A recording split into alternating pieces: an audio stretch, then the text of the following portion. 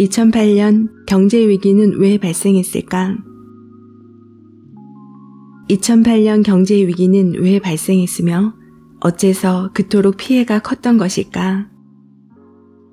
다시 말하자면 2008년 경제위기는 전형적인 금융공황인 동시에 주택담보대출 유동화증권, 즉 모기지 대출에 대한 신뢰 위기에서 촉발된 대규모 환매 사태였다. 금융위기는 대부분의 경우 신용버블, 즉 과도한 차입 때문에 촉발된다. 2008년 금융위기 당시 금융기관들뿐만 아니라 많은 가게가 위험하게도 과도한 레버리지를 사용해서 필요 자금을 대부분 대출로 조달했다. 게다가 다음 두 가지 이유 때문에 위험은 더욱 증폭됐다. 첫째, 기존 은행 시스템의 규제와 보호 감독이 미치지 못하는 금융기관들에게 너무 많은 위험이 전가되었다는 점이다. 둘째, 작은 위기에도 쉽게 흔들릴 수밖에 없는 불안정한 단기 대출 형태로 너무 많은 대출이 이루어졌다는 점이다. 이런 취약성들은 다음과 같은 요인들 때문에 더 심각한 상황을 초래했다. 바로 미국 금융규제기관들의 권한이 지나치게 나뉘어 있다는 점, 규제 당국과 기관들이 뒤엉켜 있는 점, 그리고 변화하는 시장과 급격한 금융혁신에 발맞추는 데 실패한 규제 등이다. 그리고 금융혁신 중 하나로 꼽히는 유동화증권이 기초자산인 모기지 자산에 내재된 위험에 대한 공포가 금융 시스템 전체의 안정성에 대한 공포로 전이되는 데 큰 역할을 했다.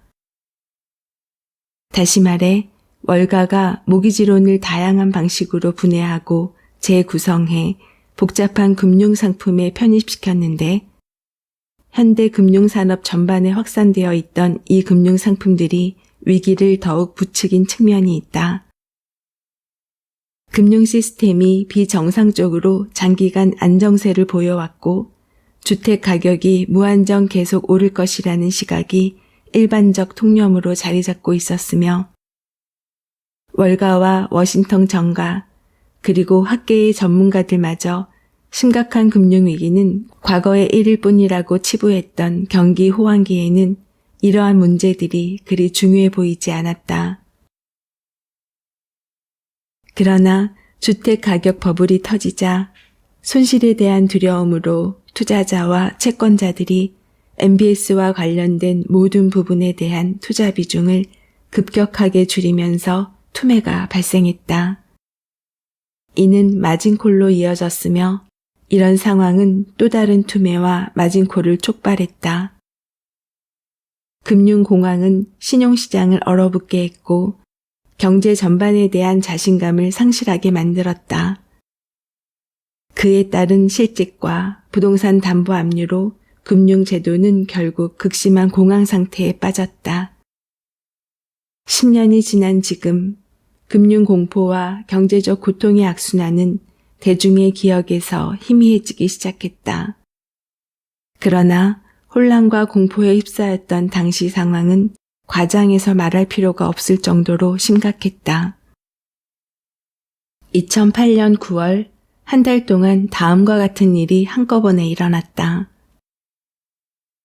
1930년대 대공황 이후 가장 크고 놀라운 정부 개입인 거대 모기지 기업 페니메이와 프레디맥의 갑작스러운 국유화, 미국 역사상 가장 큰 규모의 리먼 브라더스 파산,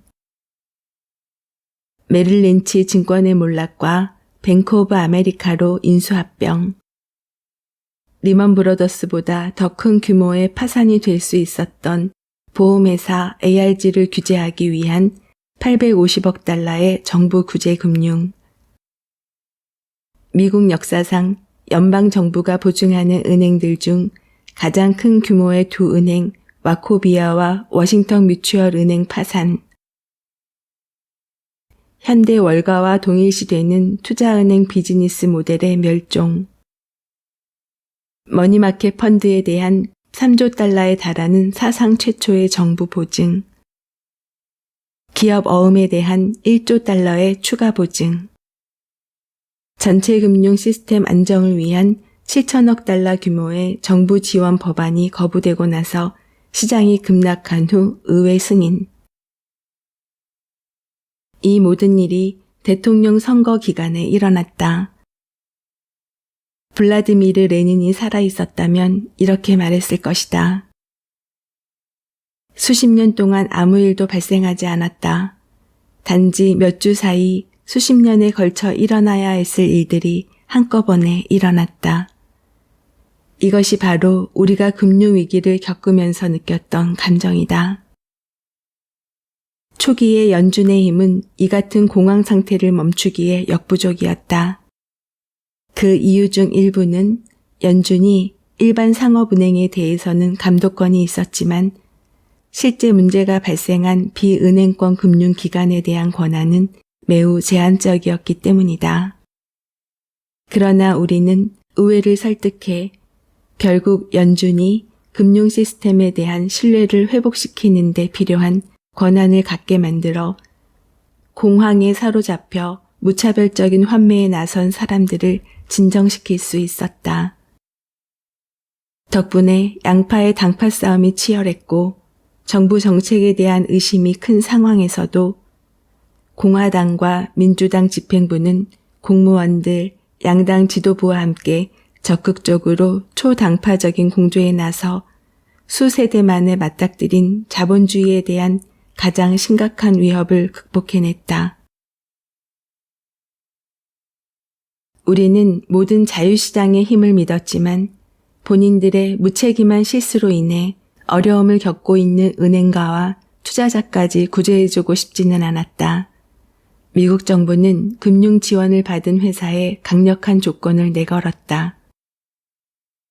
금융 시스템을 강화하고 시장의 신뢰를 회복하기 위해서 때로는 부실한 기업 기관뿐만 아니라 우량한 금융기관까지도 참여하도록 설득하는 것이 필수적인데 프로그램이 요구하는 자격이 너무 엄격하면 우량 금융기관도 참여를 유도하기 어렵다.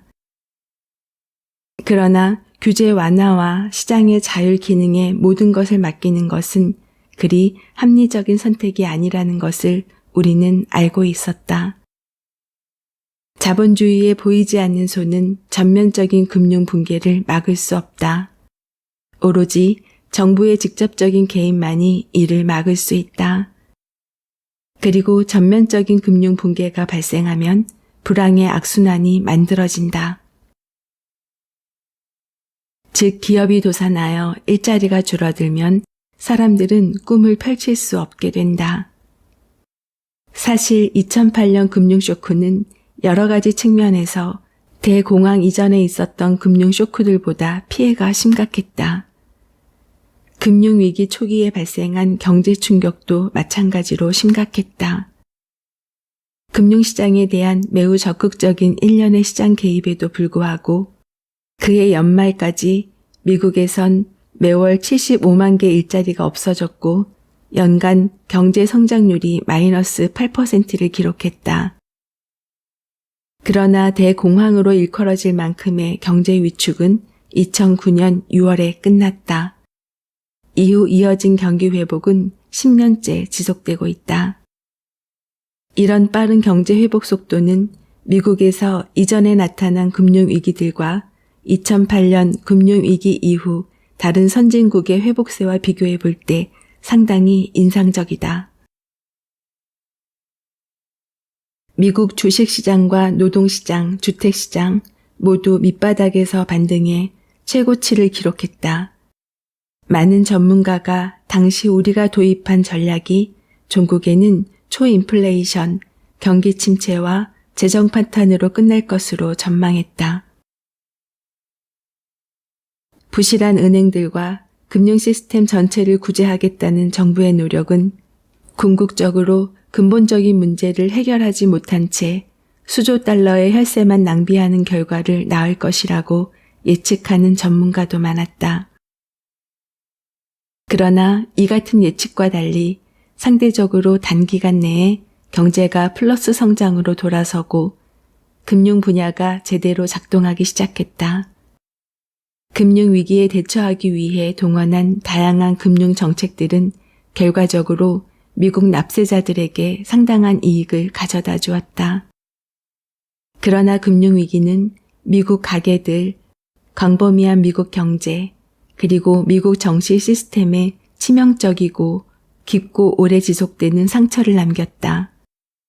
미국 정부가 동원할 수 있는 모든 수단을 사용해 통합적이고 강력한 구조 노력을 펼치지 않았으면 금융위기로 인한 피해는 훨씬 더 커졌을 것이다. 그럼 이제 우리는 더 안전해진 걸까? 미국 정부 및 세계 각국은 가까운 미래에 발생할 수 있는 새로운 금융위기 재앙의 가능성을 줄이기 위해 대대적인 금융개혁안을 입법화했다. 이러한 개혁으로 금융기관은 더 많은 자본을 확충하고 부채 비율은 더 적어지고 더 많은 유동성을 확보해서 취약한 단기 자금에 대한 의존도를 줄일 수 있었다. 요약하면 현재 금융위기에 대처하는 시스템과 법규는 과거보다 훨씬 더 강화되었다. 하지만 불이 나지 않는 건물이 없는 것처럼 금융위기에 대한 완벽한 예방책은 없다. 특히 미국은 민간 금융시장에 정부가 개입하는 것에 대해 국민의 반발이 심하다. 이에 정치권은 향후 구제금융을 동원해야 할 상황이 없기를 바라면서 정부의 금융위기 관리 기능을 상당 부분 축소해왔다. 현실적으로 정책 당국자들의 권한 제한은 아무리 선의의 의도에서 시도되었더라도 다음 금융위기가 발생했을 때 상황을 더욱 악화시킬 가능성이 높고 그로 인해 발생할 경제적 피해는 당연히 더욱 심각해질 수밖에 없다. 구제금융을 금지한다는 입법이 모든 시나리오에서 실제로 구제금융을 막을 거라는 믿음은 강력하지만 위험한 착각이다. 구제금융에 대한 반발은 불가피하고 이해할 만하다. 비록 수백만 명의 사람이 일자리 또는 집을 잃게 되는 상황을 막지는 못했지만 공황을 멈추게 하고 무너진 금융 경제를 수습하려는 정부의 조치는 궁극적으로 성공했다. 그러나 정부는 결과적으로 금융 시스템의 붕괴에 일조한 사람들에게 혜택을 줄 수밖에 없었다. 우리는 미국이 다양한 정책 도구들을 갖춰서 이전보다는 위기 상황에 더 잘 대처할 수 있는 체계를 갖추길 바랄 뿐이다. 2008년 금융위기의 피해가 컸던 이유 중 하나는 정부의 금융위기 초기부터 사용할 수 있는 강력한 정책 도구들이 부족했기 때문이다. 정치권에서 의미 있는 변화가 나타나지 않는 한 금융위기 초기에 대응할 수 있는 정책들이 과거에 비해 적고 부여된 권한도 과거에 비해 약해진 상황에서 또 다른 금융위기를 맞이할 수도 있다는 점이 우려된다. 이 경우 과거 우리가 그랬던 것처럼 금융정책 당국은 위기가 이미 시작되어 확산되는 와중에 위기 해결 수단을 보강하기 위해 정치인들에게 로비를 해야 할지도 모른다. 미국이 다음 위기에 대한 준비를 잘 갖추어 놓기를 바란다. 제임스 볼드윈의 표현을 빌리자면 위기는 결국 다시 올 것이기 때문이다. 그것이 바로 우리가 이전의 금융위기를 재조명하고 이해하는 것이 매우 중요하다고 생각하는 이유다.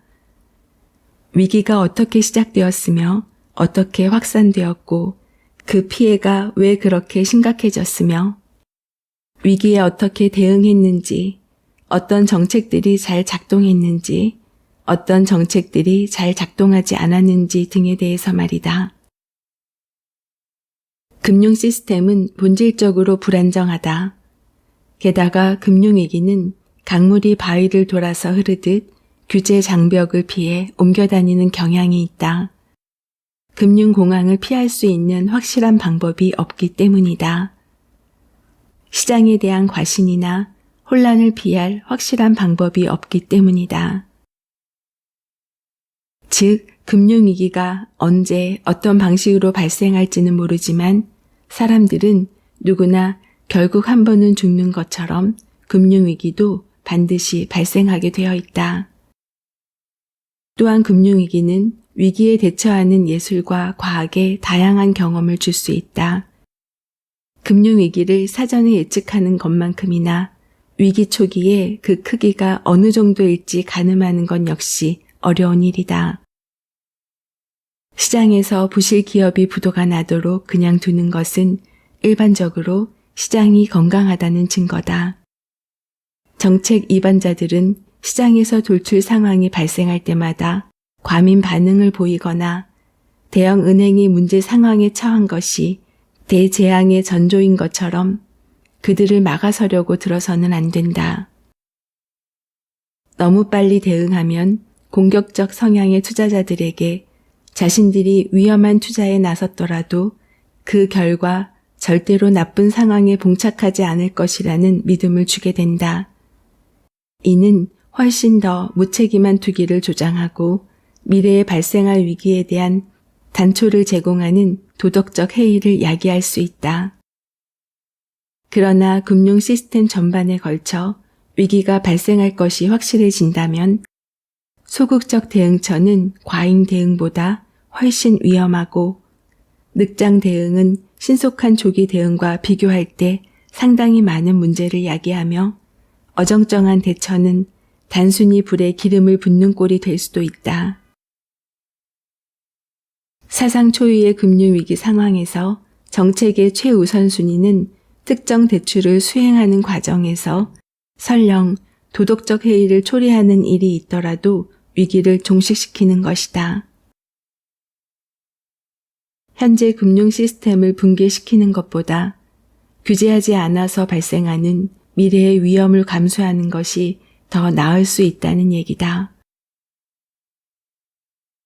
공황 상태에 빠지면 정책 이반자들은 정치적 영향, 이념적 신념, 그들의 과거에 했던 말이나 약속에 얽매이지 말고 모두 힘을 모아 위기 상태를 해결하기 위해 최선을 다해야 한다.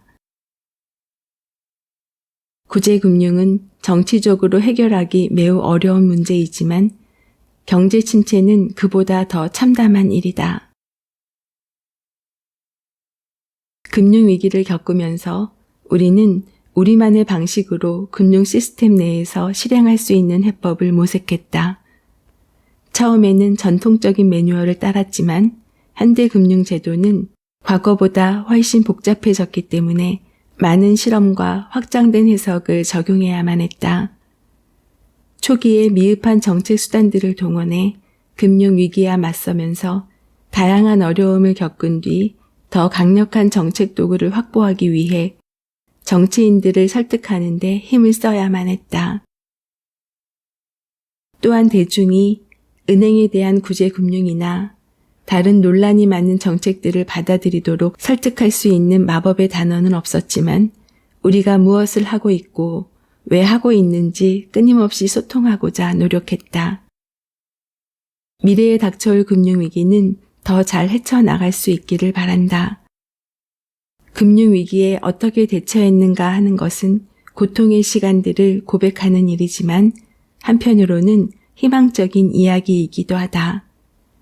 또한 우리 모두에게 도움이 될 수 있는 이야기라고 생각한다. 이 책의 제목은 금융위기는 반드시 온다. 위기의 징조들입니다.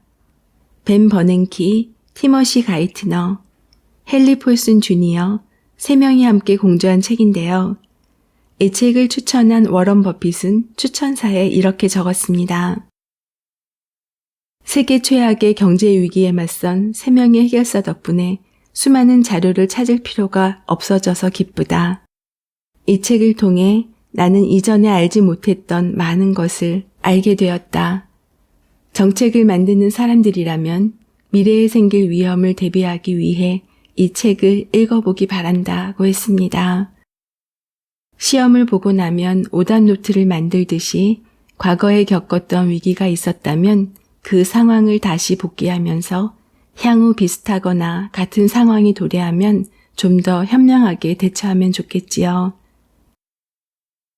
이 책의 차례를 보면 6개의 파트로 나눠져 있는데요. 서론, 위기는 반드시 다시 온다. 2008년을 돌아보는 이유. 1장, 일촉즉발의 시장 상황. 2장, 화마의 습격을 당하다. 3장, 불길의 확산. 대재앙의 기로에 서다. 4장, 공황 현실화하다. 5장, 보이지 않는 신의 손. 결론, 대화재가 지나간 이후. 브록으로 차트로 보는 금융위기, 전개 과정과 해결. 이 책의 출간 시점은 2021년 3월입니다. 이 책을 엮은 마경화님의 글이 조금 더 쉽게 이해할 수가 있습니다. 이 책은 1930년대 대공황 이후 가장 심각한 경기 침체이자 금융 시스템이 완전 붕괴되기 직전까지 이른 2008년 미국 금융위기가 발생한 원인부터 해결책에 이르기까지 포괄적인 내용을 담은 자료이자 미래에 발생할 금융위기에 준비할 수 있는 훌륭한 실전 대응 매뉴얼이다. 금융위기는 인류의 역사가 존재하는 한 계속 발생할 것이다. 경기 호황이 오래 지속되면 금융위기에 대한 경각심이 줄어들어 레버리지 투자를 통해 더 큰 수익을 추구하기 쉽다. 이는 인간의 본성상 당연한 현상으로 이를 바탕으로 경기는 성장을 지속하게 된다. 이런 점을 감안할 때 금융위기의 유일한 해답은 체계적인 위기 대응 매뉴얼 구축이라고 단언할 수 있다. 이번 코로나 팬데믹처럼 위기는 어디서 올지 어느 누구도 정확하게 예측할 수 없지만 2008년 금융위기를 겪은 미국 금융당국은 이 책에서 설명하는 금융위기 실전 매뉴얼처럼 선제적인 대책을 취하는 한편 좀비 기업 양상과 도덕적 해이 논란에 과잉 대응하면서 효과적으로 현재의 위기를 극복해 나가고 있다. 역사는 반복되기 마련이다. 이 책에 실려있는 경험과 교훈들이 우리에게 큰 지침서 역할을 할 것으로 기대한다. 위기의 징조들에 대한 내용에 관심 있는 분들은 직접 읽어보시길 권합니다. 작가와의 만남 그리고 다양한 이야기를 전하는 미소영입니다. 오늘도 행복하세요.